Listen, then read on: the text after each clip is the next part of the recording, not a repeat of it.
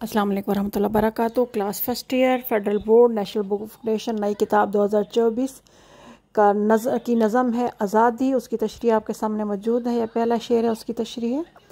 इसको अच्छी तरह गौर से देख लीजिए। ज़रा फ़ॉन्ट ज़रा डिफरेंट थोड़ा सा है, ख़त नस्तलीक में नहीं है, तो थोड़ा सा आपको इसको स्क्रीन शॉट लेके इसको जूम करके देखना पड़ेगा। Class first year 11th class यानी 11वीं जमात, नज़म आज़ादी, नई नेशनल बुक फाउंडेशन किताब। उसकी तशरीह फेडरल बोर्ड के लिए आपके सामने मौजूद है। इसको आप, ये शेर नंबर 2 है, इसकी तशरीह आपके सामने है। इसको आप जो है ना वो लिख लीजिए, नोट कर लीजिए और इससे फ़ायदा उठाइए। और उसके बाद फिर अभी आपके पास शेर नंबर 3 की तशरीह भी आपके सामने पढ़ लेंगे, क्योंकि अब आप ज़्यादा बड़े तो आपको जस्ट जो है ना वैसे भी पॉज लगा के पढ़ते हैं, तो इसलिए पढ़ने की ज़रूरत नहीं है। इसको ये शेर नंबर 3 है, इसकी तशरीह है नज़म आज़ादी फर्स्ट ईयर आपके सामने है। इससे फ़ायदा उठाइए, इंशाल्लाह ताला आपको जो है ना इससे बहुत ज़्यादा फ़ायदा होगा। आप बेहतर अंदाज से जो है ना इसमें ममासिल अशार भी मौजूद हैं। ये शेर नंबर 4 है, इसकी तशरीह आपके सामने है। ये भी आप देख सकते हैं, अच्छे अंदाज से लिखी हुई है। बाकी ज़ाहिर है अब आप इसको मज़ीद खुद लंबा कर लें, अपने उस्ताद साहब ने भी तशरीह की होगी, उनसे भी पॉइंट्स आप नोट करके इसको लंबा कर सकते हैं, क्योंकि ज़ाहिर है आपके ये मार्क्स इसके ज़्यादा हैं। शेर के आई थिंक एक शेर के तशरीह के 10-10 नंबर हैं, तो इसको अपने उस्ताद की दी गई बातों पर अमल कीजिए और इससे भी फ़ायदा उठाइए, ताकि दोनों को मिला के आप तशरीह लिखें तो इंशाल्लाह इससे बेहतर पाएंगे। अगर मुझे इससे मज़ीद अच्छी तशरीह मिली तो इंशाल्लाह ताला वो भी पार्ट 2 करके अपलोड कर दूँगी। फ़िलहाल ये एज़ अ पार्ट 1 करके इसको देख लीजिए और इससे जितनी जल्दी हो सके इससे फ़ायदा उठाइए।